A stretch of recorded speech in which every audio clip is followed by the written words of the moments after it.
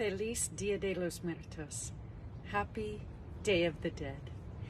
In 1997, I was living and performing in Mexico City, and I was introduced to this incredible holiday, this sacred, meaningful holiday that celebrates both life and death as a cycle.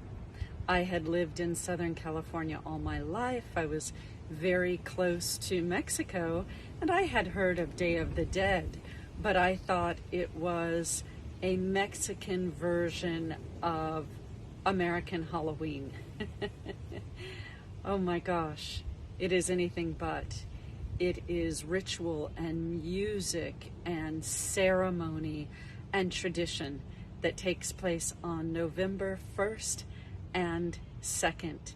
So when I was living in Mexico City, I went to a town called Mixquic, and I was transported to another time and place. I felt that the ancestors were walking with us. And that is what happens on Dia de los Muertos.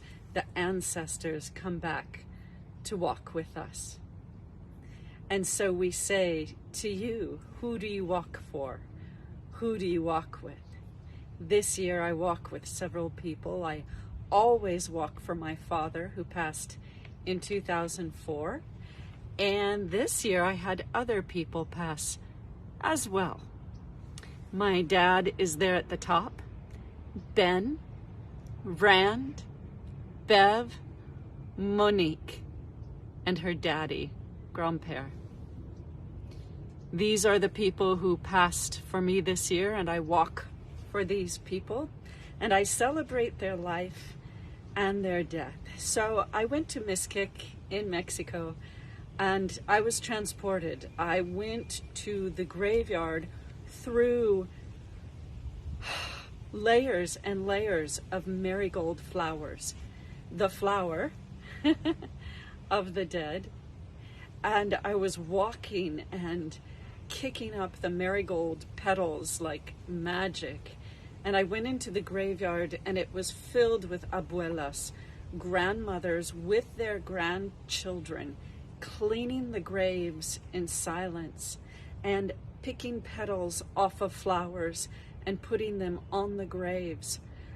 An abuela at every gravestone with her grandchildren. And there was far away drumming in the town and incense. The entire cemetery was filled with incense. I get really emotional when I talk about it. It's a time that should bring emotions. It's a time for people to experience the emotions of the death and life. So if you have been through a year where you were very busy and you didn't have time to grieve for your loved ones who passed, you can grieve for them on November 1st and 2nd. November 1st is for the children and the infants. And November 2nd is for the adults. And you can make an altar for them. You can make an altar called an ofrenda, and on the altar you put their favorite food and their favorite drink, or a photo of them, flowers, things to represent the elements of the earth, the wind, the earth, the fire, the water. For the children you put sugar skulls, little candies and skulls that are smiling. The skull for Dia de los Muertos is not morbid, it is whimsical, and it is joyful, and it is fun. The marigolds line the paths to the homes, so the ancestors can find their way home. And you light candles, and you leave the door of your home open with marigolds on the path to your home, and your dear ancestors come and celebrate with you. This celebration is over 3,000 years old. It is a mixture of Aztec, Toltec, Mayan, and Catholic.